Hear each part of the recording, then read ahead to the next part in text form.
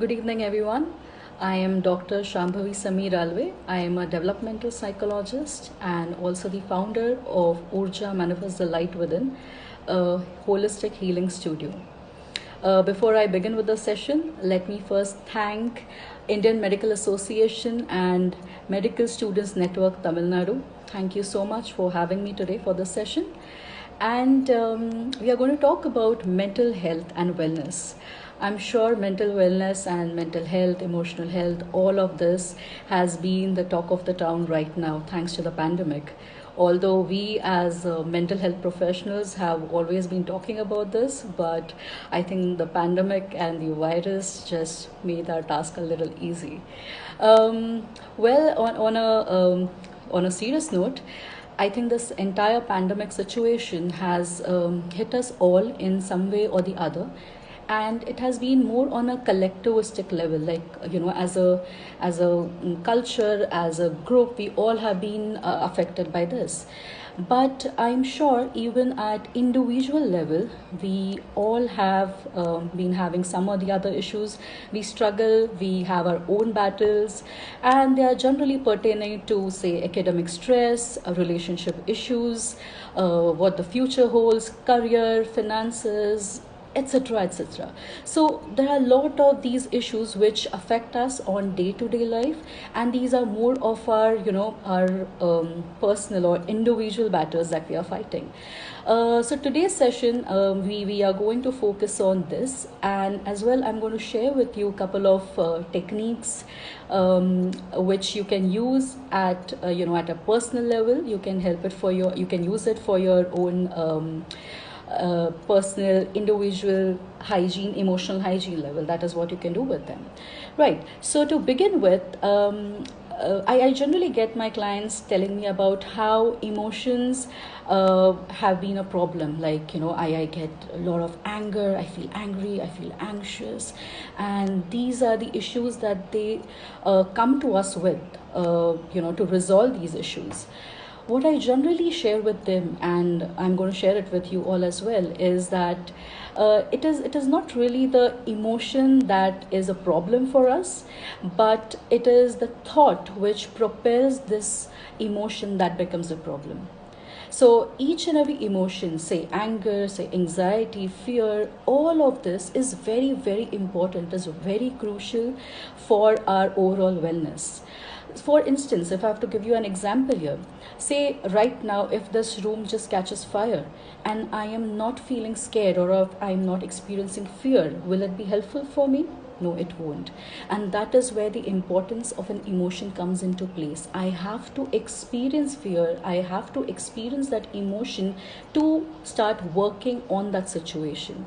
And that is how each and every emotion, each and every feeling has its important place in our lives. Then that brings me to the second question, that is, if emotions are so important, then why it becomes a problem. Now, when it becomes, why, I'll answer the question in two ways. One, when it becomes a problem. Now, say this the same example, this room catching fire and me experiencing fear, it is a very normal response. It is in fact a response which we expect. Now, say even a month later, even years later from now, I experience the same emotion without this stimulus being there. That is when there is a problem. So, experiencing emotion in absence of the stimulus is when it becomes a problem for us. And that is how that is what we need to look forward to deal with. So now, how does this affect in our day-to-day life, especially when it comes to relationships? So say in the past, probably I had a very heated argument with my friend or my partner, or maybe even a family member, and that incident has just happened and it is over.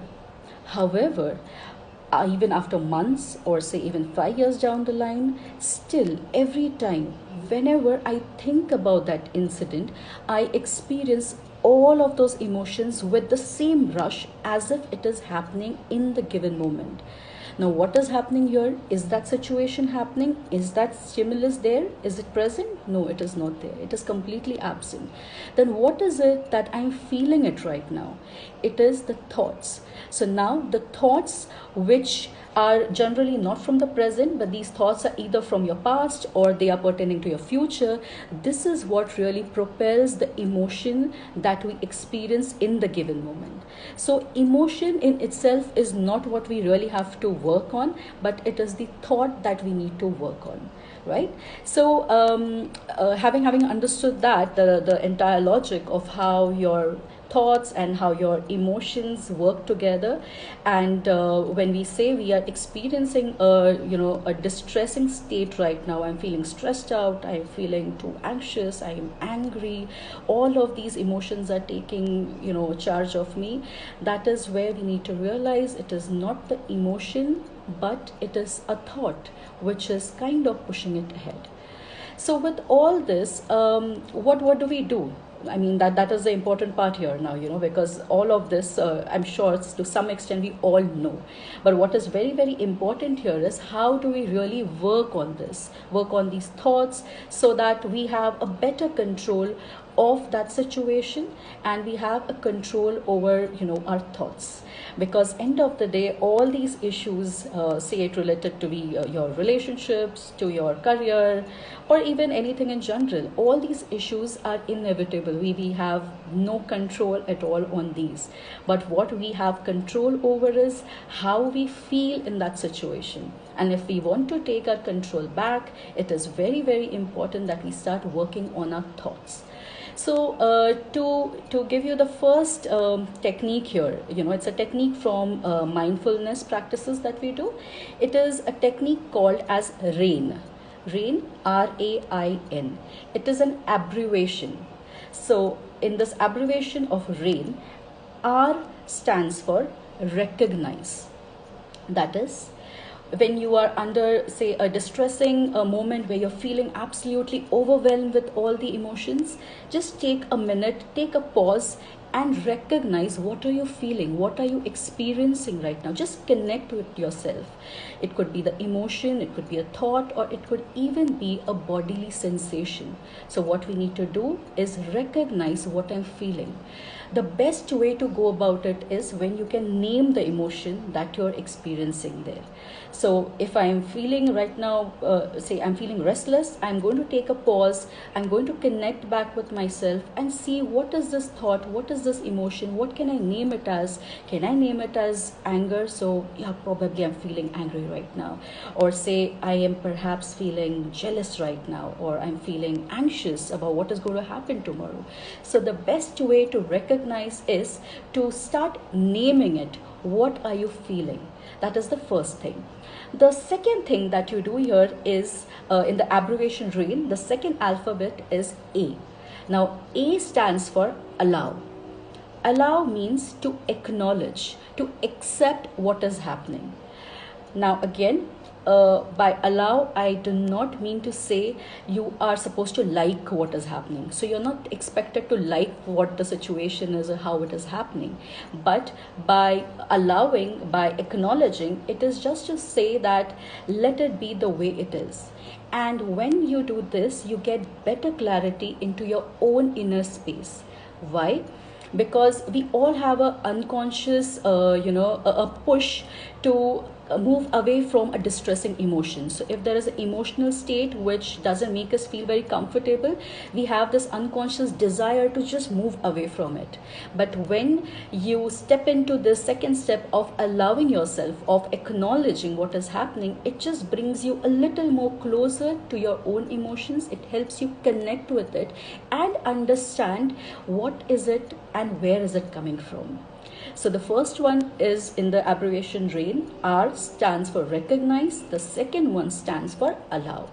Then the third one stands for the I. It stands for investigate. So once you have recognized what you're feeling, the second one is allowing yourself to accept it, acknowledge it. The third comes in is investigate.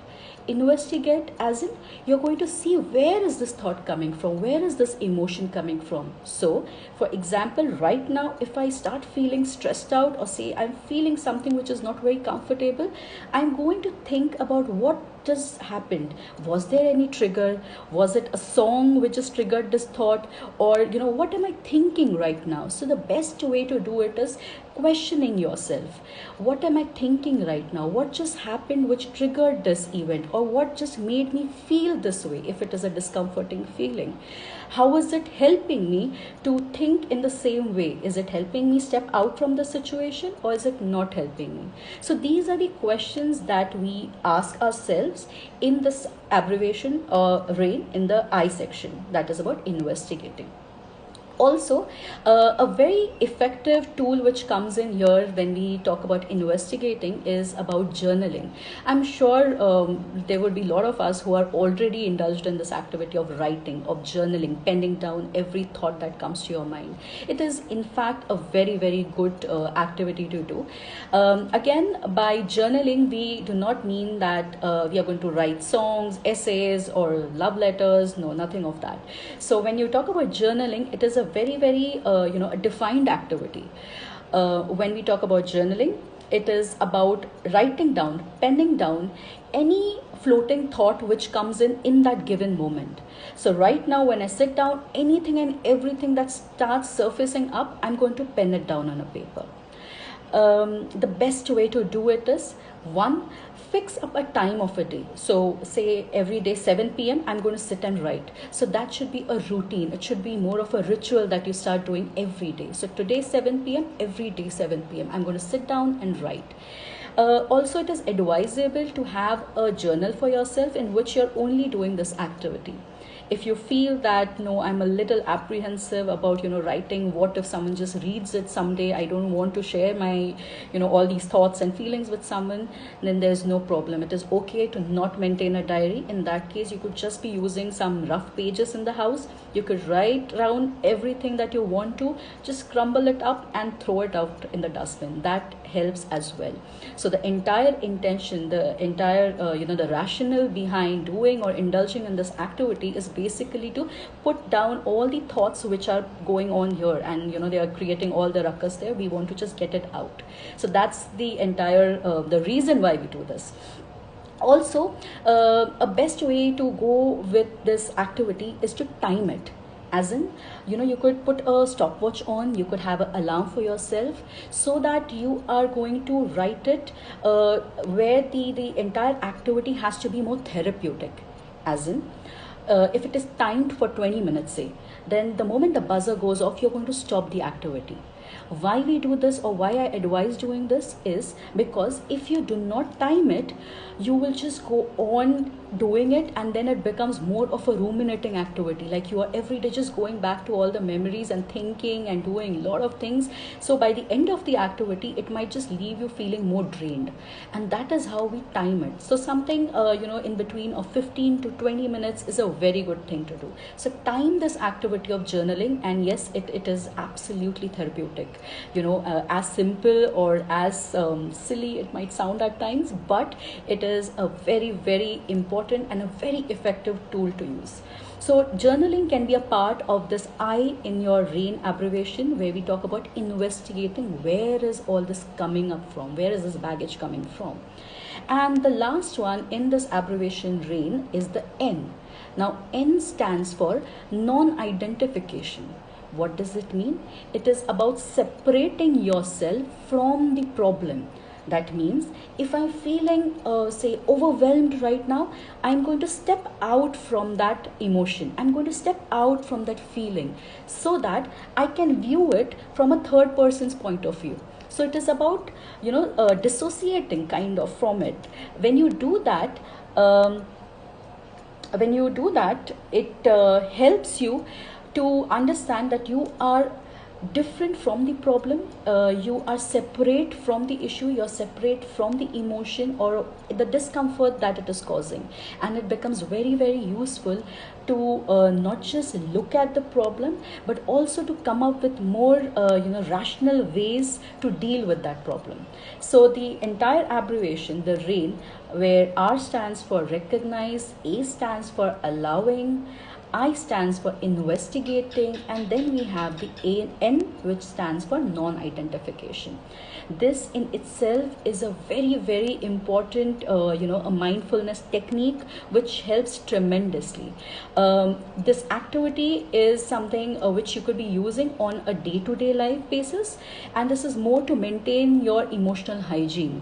So I definitely do not advise that if you are undergoing a lot of stress, or there is something which is bothering to the extent where your daily life activities cannot be fulfilled, in that case please go ahead and see a professional mental health a practitioner. That would be more advisable.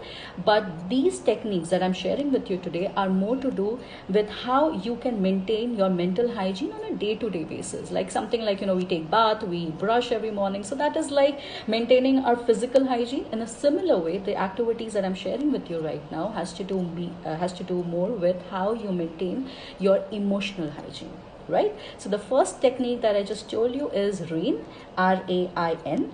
Then comes another mindfulness technique which we call as a grounding technique. It is called as 5-4-3-2-1.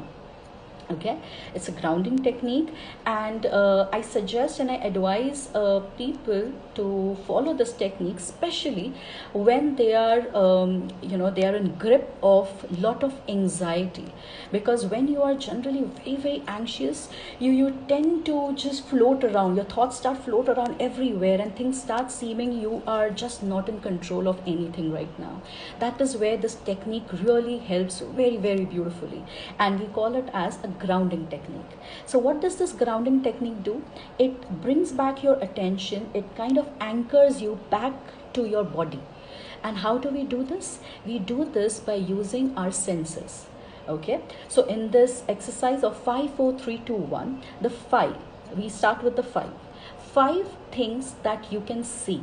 So you're going to use your eyes. 5 things that you see in your immediate environment. It could be the door, it could be a chair, it could be a water bottle. 5 things you have to pick up.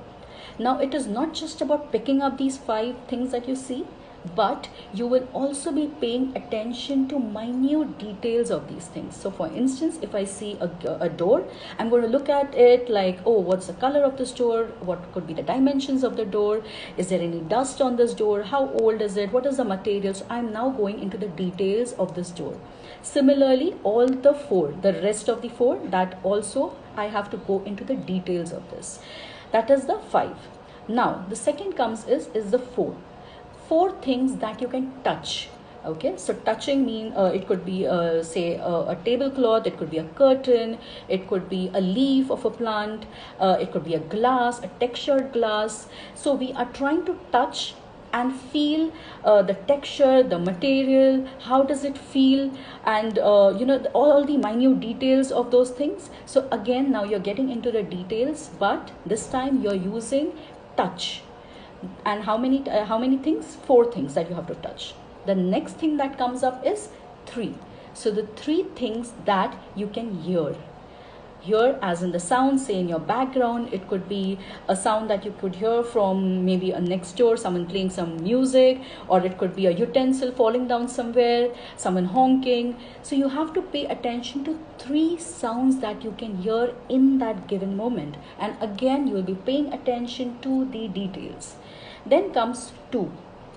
2 is about smell.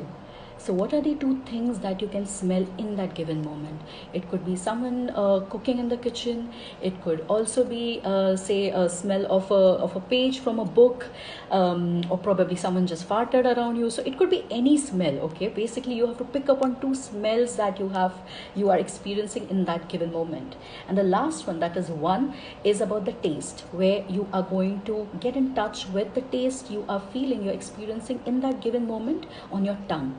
So 5, 4, 3, 2, 1. The 5 is for your eyes, so what all you can see, 5 things. 4 that you can touch, 4 things that you can touch, 3 that you can hear, 2 you can smell, and 1 is about the tongue. What can you feel on your tongue right now? This 5 4 3 2 1 is again a very very effective mindfulness activity, and it is very useful especially when you are feeling anxious, because this just helps you to bring back all your attention back to your body. So it kind of anchors your attention, which is kind of floating around when you're completely in the state of anxiety or you're experiencing fear. So it becomes a very useful tool. After this, I think I'll talk about anger, because after anxiety there is something, if there's something which bothers us a lot, it is anger, right? I get a lot of these clients talking about anger. I can't get over anger. Okay, so with anger, we generally, if we come across someone who is experiencing anger, what we generally tell them is, just forget it. You have to control anger. So I always tell people, please do not control anger, because if you are not going to vent out anger out, you are going to keep it within yourself, and anger is a very very strong emotion. And when I talk about a strong emotion, it carries immense power to cause any destruction. So when you're putting it out, of course you can spoil your relationships with the person to whom you're expressing it out, but when you're keeping it within you, you're also going to cause lot of issues within yourself, in your body. And that is where it becomes very important to just vent it out, put it out, whatever you're feeling, especially when it comes to anger. So with anger, here is a very effective technique. It is also age-old technique. There would be a lot of people who tell you about doing this. It is called reverse counting. Okay, I'm sure most of us must have heard about this, but here's a catch to it. Generally people say you should start counting from 10 to 0, and it should be helpful, but then they come up and tell me that no, it never helped me. And that is how it is. It will actually not help you. Reverse counting should be done in a way where that activity becomes a little taxing for your cognitions. It should be difficult for your thought processing. If it is a very easy activity, it will not really serve the purpose. The purpose is to really snap out of that moment. That is how we do this reverse counting. So the best way to do here is to count back from say 100 to 1. So it could be 100, 99, 98, 97, in that way. Now if you're someone who has mastered the skill of reverse counting from 100 to 0 like me, because I think I have been doing this right from my childhood, so I can just go on with it. In that case, make sure that you are turning this activity a little more challenging for yourself. How do you do that? So if it is 100, 99, 98, 97 is something very easy, in that case make it 100, 98, 96, 94, or say make it 97, 94. So you have to make the task a little challenging to yourself. The goal or the aim is not to master the activity of reverse counting, but it is about creating those challenges. And if you think even skipping 1 or 2 numbers is also very simple for me, in that case please do it in alphabets. So you could be doing the reverse alphabets, okay, Z to A. So why do we do this? Because it has been found that any strong emotion, especially anger, it takes only 90 seconds, that is 1.5 minutes, for us to come out of that that entire physiological excitation that we are a part of, or rather what we experience when we are under the grip of anger. So when I'm angry, I feel it. I just don't feel it emotionally, but I feel it even physically. My hands will start perspiring, I might go all red, my heart starts pumping more blood. So it is actually an emotion which you feel physically. And that is how when you do this reverse counting exercise, it kind of snaps you from that situation, gives you those 90 seconds to cool down. And once you cool down, even you will realize what you would have otherwise said to that person when you were at the peak of anger. Now it will be very very different. You will probably speak more rationally, to the point, not making any references to something that happened like 10 years ago and all. Nothing of that will come up. So it becomes a very important tool. Also, what you can do is, while you're doing this reverse counting, you could be using a stress ball. Even if you don't have a stress ball, you could just use something like this, a towel, a small little hand towel, and squeeze it with your non-dominant hand. So, for instance, now I'm a right handed person. I write with my right hand and I primarily use this hand.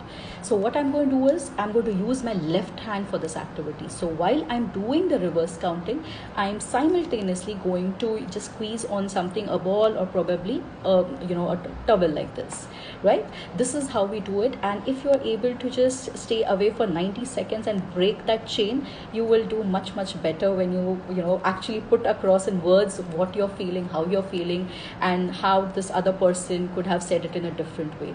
This is a point which is very important, because I think most of us, when we are under the influence of anger, we just go on blabbling so many things and we end up spoiling the relationship, and maybe a day later we just repent, oh, I shouldn't have said this. So that is where this small little things will play a very important role and can actually help you save these important relationships that we have in our life, right? So these are three techniques that I have shared with you today, which I hope you will practice. And these, again, let me repeat this again, these are techniques for your day-to-day life.